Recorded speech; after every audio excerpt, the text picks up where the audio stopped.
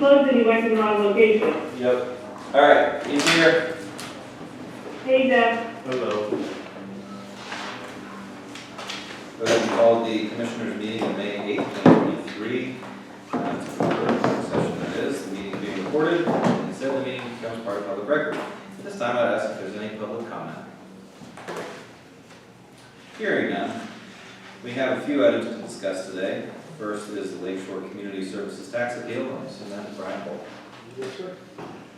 So, we got the final settlement, and I guess my question is we need to think or explore how we want to handle the pilot going forward once the credit's taken care of. Now, this all started back in 2014, up through 2022.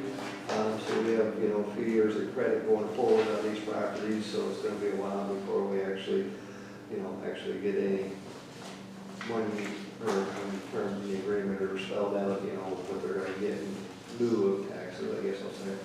So I guess I just want to throw it out there on how we're, want to think about how we're gonna handle that in the future to receive the funding that they're supposed to be getting. I do recall at one point we negotiated something where it was partial. Like Basically, what they did in the agreement is they were gonna give, in lieu of the taxes, 50% of what the tax value would be. Right, but I meant, so like this year, they would essentially only pay half of the amount that we agreed to, and for a number of years, say 9 years or something like that. Does that work? See, that wasn't spelled out in the agreement, so. And I don't care how it goes, but I just remember talking about that one. What do you recommend? My personal recommendation is, seeing as, there's quite an outstanding credit there, is we just forget everything until it's all taken care of, and then. Okay, 100% for our X number of years. Any objection to that? I mean, they're Not here. yeah, they're nonprofit. I mean, that's just others, but it is. That makes it easiest for you. That makes it easy for us, and then we get the credit taken care of. And Is this something where you get the agreement of the other taxing bodies? I'm gonna reach out to the other taxing bodies. School district's probably the only one I'll actually get anything back from, but I'm gonna reach out to the other bodies, make sure they're in, unison with us. But I think that I have a recollection of part of the code that the taxing bodies basically have to be able to accommodate whatever credit you're gonna give, if it's not spelled out in the agreement.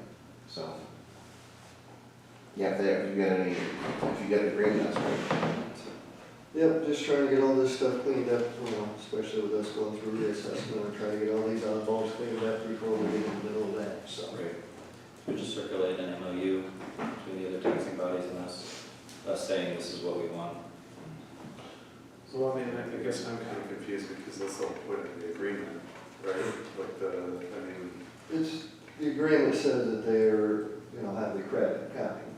It Yeah. doesn't spell out how it's handled. I assume the default would be 100% for our law. I guess my point is that I look at it as our purview to deal with that credit unless it's spelled out in the agreement, because all the taxing bodies sign off on it. It should have been in the agreement, and I think if you just have a discussion with the other taxing bodies, and you can do them, because obviously you want Lakeshore to be, on board with that too, I mean, just for formality's sake. Yeah. Yep. Okay, clear? Okay? Very good. Thank you. Yeah. Next, we have an agreement potentially on the agenda with 3+One, and to present this cash flow analysis agreement, turn it over to the treasurer. Okay, so 3+One is a company that basically what they do is they'll get access and copies of all the bank statements, and that will include all the ones under the commissioners plus the row offices, so we're going to encompass everything. What they do is they evaluate the transactions and they look for cost savings and opportunities for improvement in interest earnings. So basically, and the fee structure is by size of county. And if they do not find any savings or increase, then there's no fee. Okay? They wanted a reoccurring contract, and Lisa got back to them and said, no, it'll be 1 year non-recurring, so she's having to rewrite that in the event that we go forward. And I've reached out to my colleagues, asking them about, across the Commonwealth, asking them about their experience, and everything came back positive. Okay. So from all, from the handful of treasurers, I'd say there's between, say, 7 to 10 came back and said all positive experiences. Okay. I see it's. For a reference, if you will, unofficial, whatever. Well, just knowing that they've done, that many counties have done it. Is Yes. Interesting. So I see it's capped at $9,900. Correct. But there's no fee if they don't find anything. Correct. Or they don't make it for that. Sounds good. There've been a lot of presentations on this at CCAP, and it's always been something that sounded very, like a very good thing to do, so Yeah. I agree. Okay.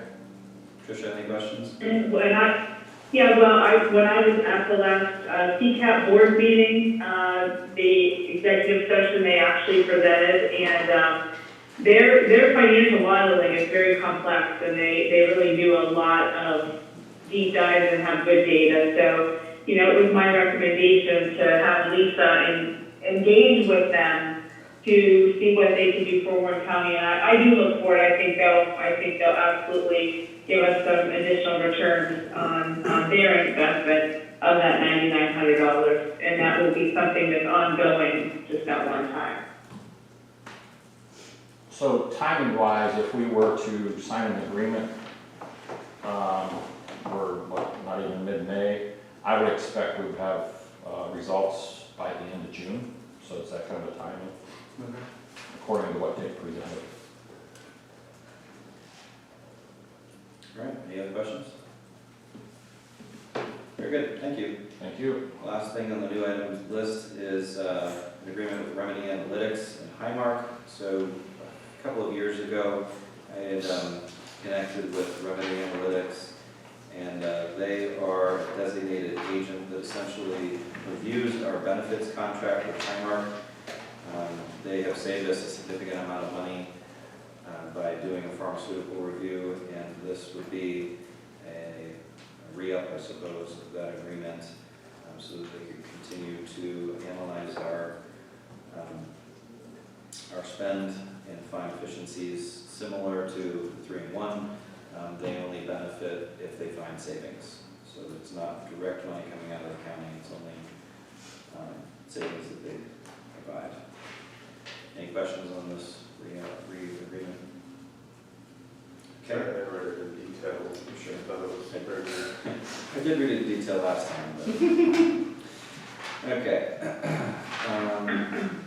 And I think in 2022, did we not get an email that saved us like 53 grand? Yeah, that seems 53, right. It was about that for us and about that for the refs. So between the two, it was over 100, or really close to 100. Yep. Okay, there's no unfinished business.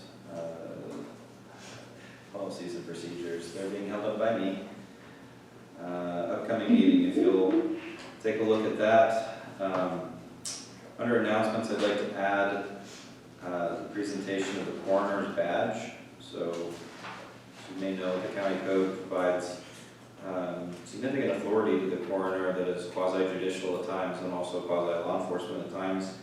And everyone else, I mean, the other row offices like that have badges, and we were all meeting about something and realized that she didn't have one, or maybe it got lost over the years. So we have one made, and I'd like to present that during the announcements period. Consent agenda just has the National Skilled Nursing Care Week and Emergency Medical Services Week. And then under new business, we have agreement for dam controls, which is very normal. Rezoning request for a possible land grant house up in Columbus Township. And there'll be a hearing, a public hearing before the. Okay, we'll hear about that. That's an interesting story. The award for the stormwater project in Clarendon, agreement with Forest County for Veterans Assistance. Amendment to the Palmetto posting agreement, which is yours. Do you want to say anything about that? Not much, just there's an increase from $25 to $27.50 for return claim posting. That goes in hand with the schedule fee increase I want to do as well. It should be listed. Yep, that's next. Remedy Analytics Agreement, School District School Resource Officer, which is a re-up, and the ratification of the ASME union contract. We have to do that again. Oops. Okay. Do we want to add the 3+1? Sure. Yeah, I think so. If it doesn't come through, we just kick it to the next meeting, and then sounds like we won't be ready for the Lakeshore amendment. If that happens, it's an amendment. Is there anything else that should be coming before the board on Wednesday? I think that's it. Okay. Guess I'll publicly apologize again that I didn't get you reviewed policies and procedures to vote on by next Wednesday. This afternoon is packed, so I'm not going to get it done before. My next opportunity would be Wednesday morning, and then that wouldn't give you any time to review it, so. Which is Pam's favorite.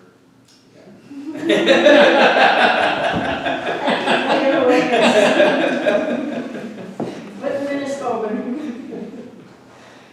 Okay, is there anything else that needs to go on the agenda? Hearing none, department updates, tax claim? So the tax collectors have made their returns. Just usually I give a brief summary every year when they do.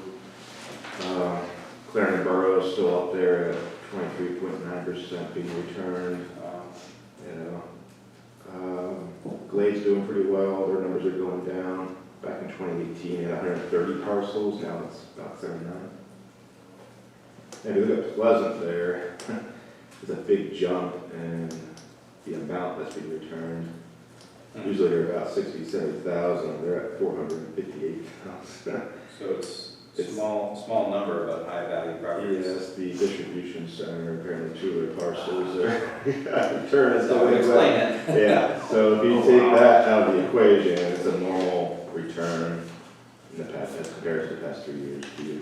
That's not good. Is there a total dollar that you have there, Phil? For Pleasant? No, the entire, across the board. 3.9. Yeah, Is that just county or is that everything? that's everything. Used to be what, 6? Um, Roughly? 2.8, I mean, it is up. It's up because of that, those 2 parcels in Pleasant, but normally at 2.8. It's like, so in 2018, it was, 2.8. Was it? it's been higher in 2018 and 19, and then in 2020, when everyone got all the stimulus money, it dropped down. But it's still holding, I mean, it's not Yeah, really going up. If you take out the distribution center thing, Yeah. right, you're dead on. Yeah, 2.7, yeah. How many total partials, Phil? 2,378. Wow. Is that, Used to be around 3,500 for that. yeah. Is the distribution center still in bankruptcy, or was it sold out? I have no idea. Well, it has changed hands, or not changed hands, but there's been transactions, so I'm wondering if there's something goofy there that would cause it to be delinquent because it's being rented. I found out who closed on that deal and tried to reach out to him, but The no tax, answer. this, I wonder if the bill got changed, the address. Yeah, Yeah, I was that's reaching all out we just to need. make sure it wasn't a mistake or something, but Yeah. it's strange. Well, good work on this, thanks. It's really nice to see a annual picture like that. Yeah. Your prep for the sales going well? Yes. I think that a couple more are falling off. I think we're down to 17 properties. Might down be down to 14, 15, 3 weeks to go? couple weeks. 2 weeks ago. That's really good. Yeah. That's all I have. Good, thank you. Anything from the solicitor? I may have, there's, I think, 2 agreements that Pam has given me, in relation to tree removal. You know, there's a joint landowner agreement and a contract that actually have the tree removed. So I may get those, Okay. so you guys know Wednesday. Or ahead of my, you know what I mean, by tomorrow. Anything from the treasurer's office? Useless trivia. The game commission has changed, I don't know if you're familiar with this, the game commission changed the antlerless license sales process. There will not be a mail-in application, it's gonna be over the counter or online. And they're opening it to all agents across the state. So anybody like a sporting goods store, big box stores, you can go there and get it. So it's a major change in the process of applying for an antlerless license. They will not go on sale till the last week in June, which is June 26th. And I'm hoping, and I'm trying to, there's a mailing going out from the game commission to people explaining the process, but I'm hoping that we don't have the Black Monday syndrome of people standing outside waiting to get in the door like a Black Friday deal. It's not necessary because they've increased the allocations significantly for 2F across the street from like 34 to 47,000. So the point being, you don't need to rush in here on day one and get one because we don't sell out to the second round anyway, which is in August. Okay. So there's no need to race in here to get. Is it possible for Walmart to do like a 12:01 a.m. sale or anything like that? No. No, because they're not turning it on till 8 a.m. Oh, okay, all right. So nobody can sell anything till 8 a.m. and we don't open till 8:30. So But we're not gonna get the video of people in orange coats like elbowing at each other. we might want to cover it. Brace in. They actually are going to give us, they're going to send us like order form that we can go down the line and say, here, be ready. Mark your preferences of what you want, so when you come in, you can say, here's my order.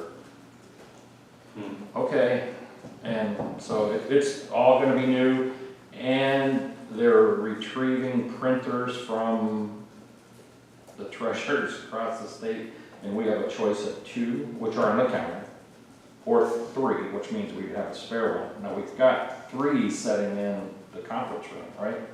And we would have 3 people, they're pulling them all back so they can divvy them out to the new people doing them. And part of the reason is this printer is no longer manufactured, so they're gonna like have to bring them back and fix them and send them back out. And just another piece of useless trivia, the company that has the contract for the software is Tyler Technology. So, wait, they have to have a special printer that can print them and that's it? The licenses, yes, and a special paper. Why? And a special paper. Somebody's gotta have a contract with somebody. That's ridiculous. No, if you ever see them stopping, I mean, it just print, and it's a heat transfer kind of paper. Uh-huh. So it's blank and we get rolls, right? I mean, is the concern counterfeiting? I mean, what, like, I'd have to defer that question to the Game Commission. that makes no Game and sense. Fish. Well, it's a durable kind of paper, you know what I Oh, mean? I'm sure it is. It's not gonna be plain paper, because think about it Can it take a bullet? yes, it can, it's gonna go right through.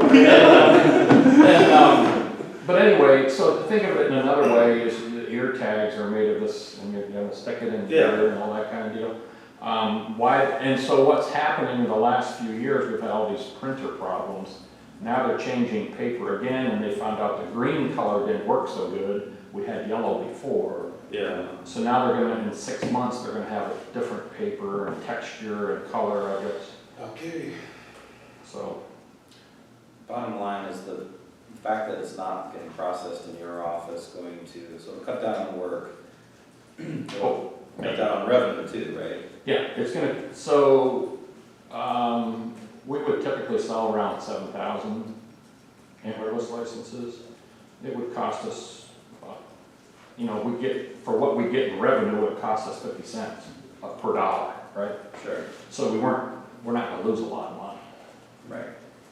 Revenue will be down, but the expense will be down too. Yes. Now, foot traffic could be up. And I've already got it planned how I will run the traffic in the courthouse. It'll wrap around the island that I'm on.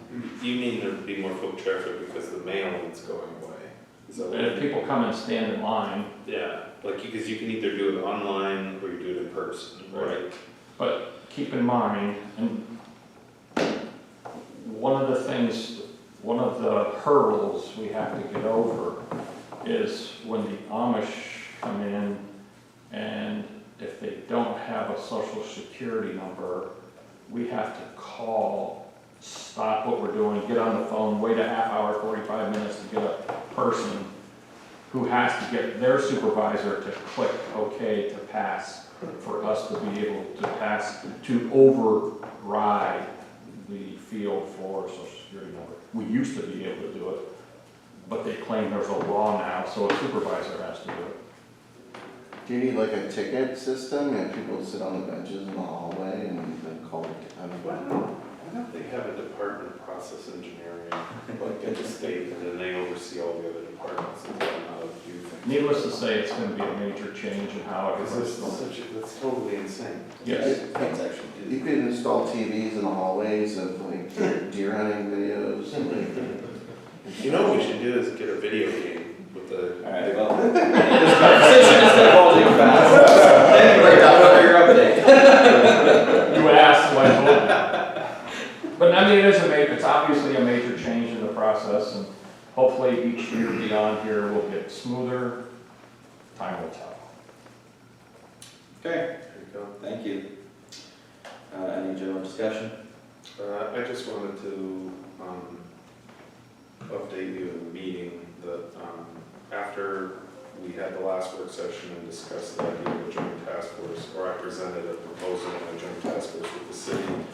On the riverfront, I had multiple conversations with people at the chamber and also at the, on the riverfront, business owners of the riverfront and a few others, and it seems that everybody is very happy with the Trestle Task Force, and that they feel like it's moving in a good direction. So I essentially contacted the city, just letting them know that we're going to stick with things as they are and continue to work through the Trestle Task Force. And, everybody's happy with what Jim Decker and the chamber and everybody's doing, so we're going to just keep moving in that direction. Makes sense. Mm-hmm. Tricia, anything? Just the fact that we did receive the CTC contract, that got forwarded to our solicitor. So Daniel, I'm not sure where you are in that, but the sooner we get that reviewed and on the agenda, the quicker we can begin. I'm going to engage with them as far as the timeline goes to get some ideas about that as well, and then so we'll be going from there.